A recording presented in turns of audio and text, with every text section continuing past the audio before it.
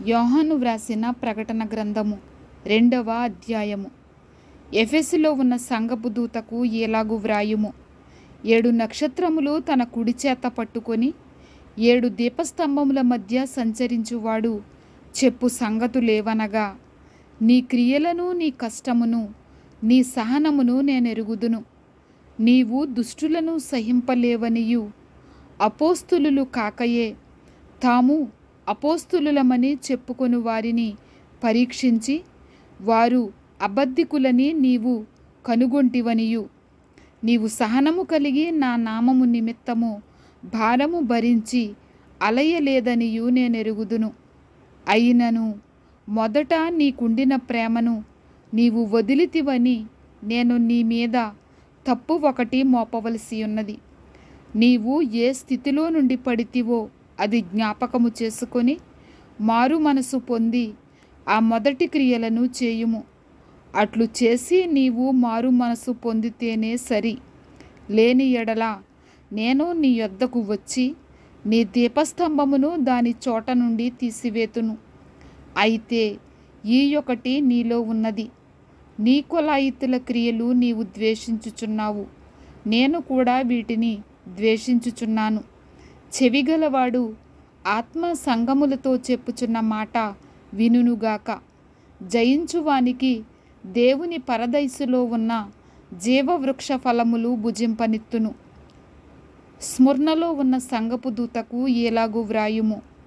మొదటివాడును కడపటివాడునయ్యుండి మృతుడై మరలా బ్రతికినవాడు చెప్పు సంగతులేవనగా, నీ శ్రమను దరిద్రతను నేనెరుగుదును.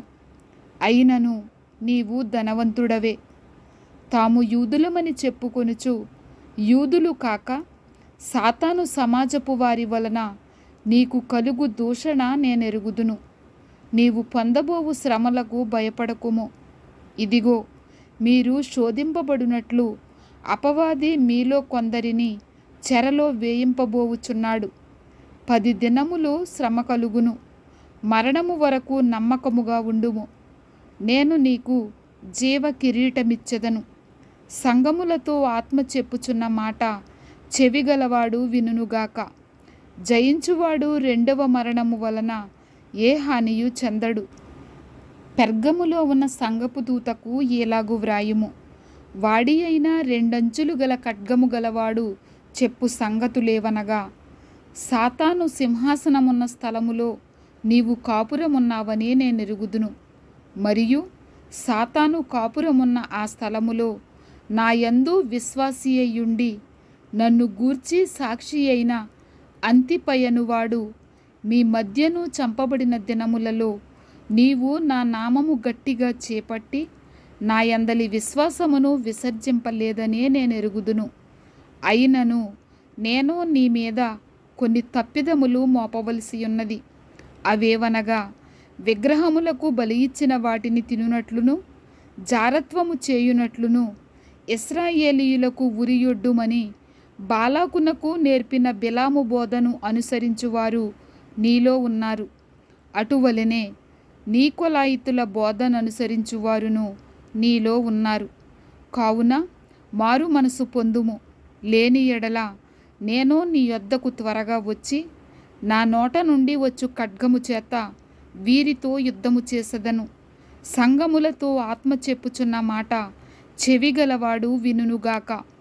జయించువానికి మరుగయ్యున్న మన్నాను భుజింపనిత్తును, మరియు అతనికి తెల్ల రాతినిత్తును. ఆ రాతి మీద చెక్కబడిన ఒక క్రొత్త పేరుండును. పొందిన వానికే గాని అది మరి ఎవనికిని తెలియదు. తుయతైరలో ఉన్న సంగపు దూతకు ఎలాగు వ్రాయుము. అగ్నిజ్వాల వంటి కన్నులను, అపరంజిని పోలిన పాదములను గల దేవుని కుమారుడు చెప్పు సంగతులేవనగా, నీ క్రియలను, నీ ప్రేమను, నీ విశ్వాసమును, నీ పరిచర్యను, నీ సహనమును నేనెరుగుదును. నీ మొదటి క్రియల కన్నా నీ కడపటి క్రియలు మరీ ఎక్కువైనవని ఎరుగుదును. అయినను నీ మీద తప్పు ఒకటి నేను మోపవలసి ఉన్నది. ఏమనగా, తాను ప్రవక్తినని చెప్పుకొనుచున్న యెజెబెలను స్త్రీని నీవుండనిచ్చుచున్నావు. జారత్వము చేయుటకును విగ్రహములకు బలి ఇచ్చిన వాటిని తినుటకును అది నా దాసులకు బోధించుచు వారిని మోసపరుచుచున్నది.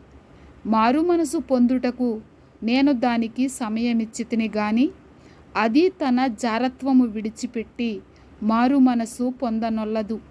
ఇదిగో, నేను దానిని మంచము పట్టించి దానితో కూడా వ్యభిచరించువారు దాని క్రియల విషయమై మారు మనసు పొందితేనే గాని వారిని బహుశ్రమల పాలు చేతును.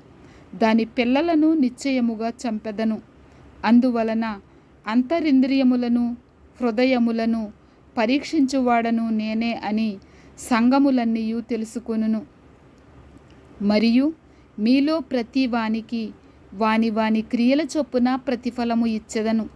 అయితే తుయతైరలో కడమవారైన మీతో అనగా ఈ బోధను అంగీకరింపక సాతాను యొక్క గూఢమైన సంగతులను ఎరుగమని చెప్పుకొని వారందరితో నేను చెప్పుచున్నదేమనగా, మీపైని మరి ఏ భారమును పెట్టను.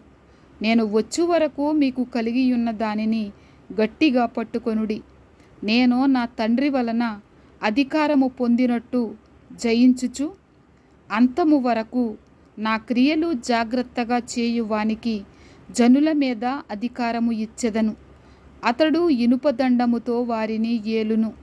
వారు కుమ్మరవాని పాత్రల వలె పగులగొట్టబడుదురు. మరియు అతనికి వేకువ చుక్కను ఇచ్చెదను. సంగములతో ఆత్మ చెప్పుచున్న మాట చెవిగలవాడు వినుగాక. ఆమెన్.